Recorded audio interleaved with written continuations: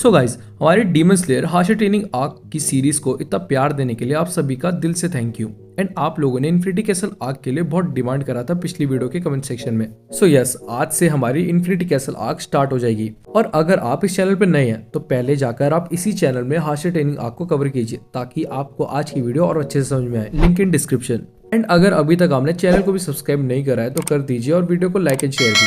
सो अब बिना कोई टाइम गवाए लेट्स स्टार्ट द वीडियो।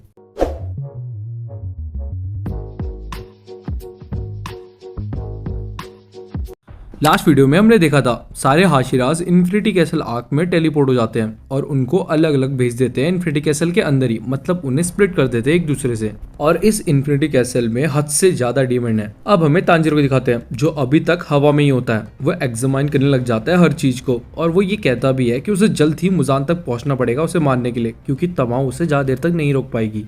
तभी वो नीचे ध्यान देता है कि जहां वो जमीन से टकराने ही वाला होता है, पर उसी टाइम सही टाइम पे ग्यू उसे बचा लेता है। और वो बचने के बाद ग्यू को थैंक यू कर ही रहा होता है, उसके पीछे से एक डीमन आ जाता है जिसे वो बिना देखे ही उसकी गर्दन काट देता है। फिर यहीं और भी डीमन सारे टपक पड़ते हैं और उन सबको ग्यू और तांजीरो मिलकर आसानी से मार देते हैं अपनी ब्रीदिंग यूज करके। अब आगे हमें ओबोने को दिखाते हैं जो सारे डीमंस को पेल रहा होता है, सिर्फ ये कह के कि मेरी मित्सुरी से दूर रहो। और ये सब देख के मित्सुरी भी ब्लश कर रही होती है। और ऐसे ही धीरे धीरे करके हमें सारे हाशिराज को दिखाया जाएगा। अब इसी पैनल में अलग जगह पर हमें ग्यूमी और तोकितो को भी दिखाते हैं जो डीमंस को मारते मारते आगे बढ़ रहे होते हैं। और वहीं तोकितो को भी पता लगता है कि मास्टर ने खुद को एक डिकॉय की तरह यूज करा और सेक्रीफाइस भी करा, क्योंकि उनको कहना था कि उनके पास अब ज्यादा दिन नहीं है बचे रहने के। और तोकितो बताता है कि मास्टर सबको इंकरेज करते थे, वो सबका ध्यान रखते थे एज फादर। मुजान ने सिर्फ उसका भाई ही नहीं छीना पर अब उसका सेकंड फादर भी छीन लिया है। और वो कसम खाता है कि वो मुजान को नहीं छोड़ेगा, उसे मार डालेगा। जिसे सुनकर ग्योमी भी गुस्से में कहता है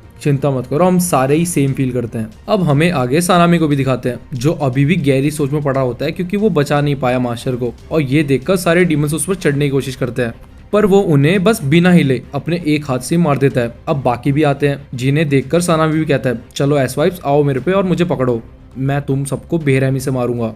इधर ही आगे हमें अब अलग अलग जगह इनोसुके, गेने और जेनसु को भी दिखाते हैं जहाँ जेनसु तो किसी को ढूंढ रहा होता है। अब हमें शिनोबु दिखाते हैं जो ब्लड को स्मेल करते करते एक जगह जाती है जहाँ उसे डोमा दिखता है जो लड़कियों को खा रहा होता है। और डोमा भी उसी टाइम पीछे मुड़कर कहता है कोई आ गया है यहाँ, अरे तुम तो एक लड़की हो, तुम बड़ी फाइन और डिलीशियस लग रही हो, मैं इसके लिए नाकामी चा को बाद में थैंक्स करूंगा।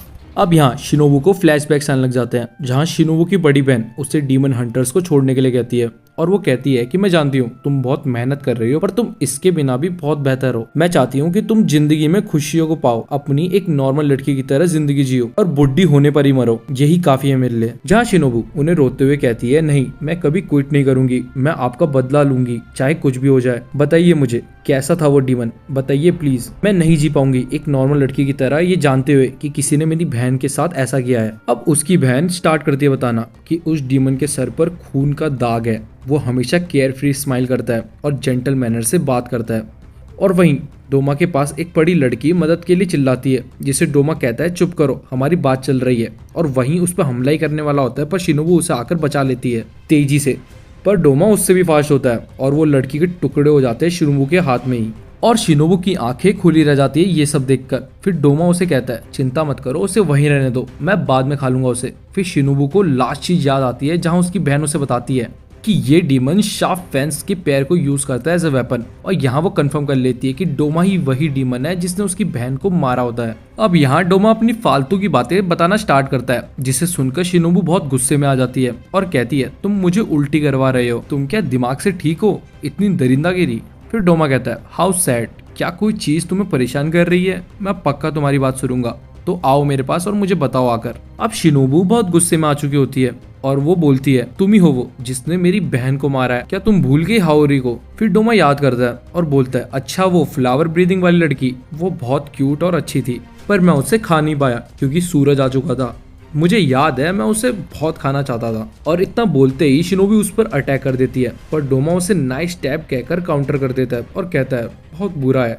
तुम डीमंस को सिर्फ स्टैब करके नहीं मार सकते, तुम्हें उनकी गर्दन उड़ानी पड़ेगी उनको मारने के लिए। जहाँ शिनोबू उसका जवाब देती है, चलो मैं तुम्हें स्टैब करके नहीं मार सकती, तो पॉइजन का क्या ख्याल है। और यहीं हम देखते हैं डोमा पर वो पॉइजन असर कर जाता है और वो खून की उल्टियां करने लग जाता है और कहता है ये तो बहुत स्ट्रॉन्गर है उससे जो तुमने रूक्यून के माउंटेन में भी यूज करा था। जहाँ शिनोबू कहती है, अच्छा तुम लोग इन्फॉर्मेशन भी शेयर करते हो। जहाँ अब डोमा खांसते हुए कहता है, ओ शायद मैं इस पॉइजन को डिकम्पोज कर सकता हूँ, सॉरी अबाउट दैट। मैं जानता हूँ तुमने इस पॉइजन के लिए बहुत मेहनत करी होगी, ये बहुत मजेदार था। चलो तुम्हें क्या लगता है तुम्हारा दूसरा पॉइजन कुछ वर्क करेगा मेरे पे, ट्राई करो। और शिनोबू भी यही कहती है, ठीक है जैसे तुम्हारी मर्जी।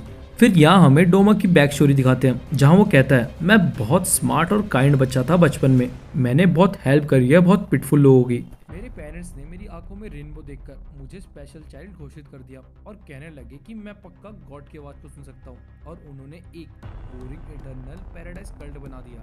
जहाँ अब बाकी सब लोग मेरे को पूजने लग गए और एक रोते हुए बच्चे को अपनी परेशानी बताकर एडवाइस मांगने लगे।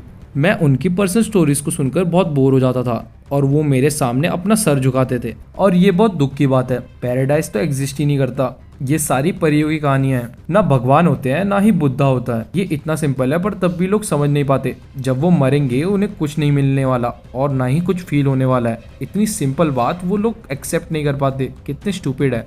अब यहाँ हम फाइट में वापस आते हैं जहाँ हमें पता लगता है शिनोबू का फिफ्थ पॉइजन भी डोमा पर काम नहीं करता, और ये देखकर शिनोबू जान जाती है अपर मून की स्ट्रेंथ को और पॉइजन उन पर काम नहीं करता। और डोमा भी देख लेता है कि शिनोबू थक चुकी होती है, पर शिनोबू एक प्लान बनाकर अपनी सारे पॉइजन्स मल्टीपल ब्लोज में देना ट्राई करती है। पर वो अटैक करती तो है पर काउंटर में वो खुद भी घायल हो जाती है। डोमा बहुत आसानी से शिनोबू को डोमिनेट कर रहा होता है और यही चीज शिनोबू भी समझ जाती है और डीमोटिवेट होने लग जाती है कि वो इतनी स्ट्रांग नहीं है कि वो डोमा से लड़ पाए, और कहती है शायद इसलिए दीदी को पता था कि मैं इस डीमन से नहीं लड़ पाऊंगी, तभी वो मुझे डीमन स्लेयर कॉर्प्स को छोड़ने के लिए कह रही थी, वो मुझे रोक रही थी इसलिए। अब यहाँ हमें उसकी बड़ी बहन की झलक दिखाते हैं जो शिनोबू से कहती है, खड़े हो और रो मत, खड़े हो। पर शिनोबू कहती है, मैं नहीं हो पा रही, मेरा खून बहुत बह चुका है, मेरे लंग्स फट चुके हैं और मैं सांस भी नहीं ले पा रही हूँ। पर उसकी बहन वापस कहती है, इससे कोई फर्क नहीं पड़ता, खड़े हो इंसेक्ट पिलर शिनोबू कोचो। अगर तुम कोई रास्ता निकाल लो उस डीमन को हराने का या ये बैटल जीतने का, चाहे कुछ भी सेक्रीफाइस करना पड़े तुम्हें, तुमने मुझे प्रॉमिस करा था और कनाओ को भी, शिनोबू तुम कर सकती हो, बस ट्राई करते रहो। और ये सब सुनकर शिनोबू वापस खड़ी हो जाती है और ये देख डोमा भी शौक रहता है और कहता है, क्या तुम सही में इंसान हो? तुम्हारी रिब्स पिचक चुकी हैं, लंग्स फट चुके हैं, अभी तक तो मर जाना चाहिए था तुम्हें इतने ब्लड लॉस के बाद। और यहीं वो शिनोबू का मजाक उड़ाने लग जाता है और कहता है, गिव अप कर दो, तुम बच नहीं सकती अब शिनोबू अपना पूरा फोकस उसके नेक पर करती है और एक विनिंग चांस ढूंढती है उसके नेक पर पॉइजन इंजेक्ट करने के लिए, और अपनी last breathing breath of insect dance of centipede 100 legs below use करती है। और डोमा भी शॉक में चले जाता है कि ये अटैक को देखकर। वो कहता है, एक अटैक हर साइड से फुल बॉडी फोर्स के साथ, वो भी मैं पढ़ नहीं पा रहा इस अटैक को, ये बहुत फास्ट है। और वो एकदम से ऊपर उड़ जाता है, पर शिनोबू भी नीचे से ऊपर अटैक करती है और उसकी गर्दन के आर पार अपनी तलवार ले जाती है और कहती है, अगर हम एक डीमन को मारेंगे तो हम 10 लोगों को बचा रहे हैं, और वहीं अगर हम एक अपर मून को मारेंगे तो हम 100 लोगों को बचा रहे हैं।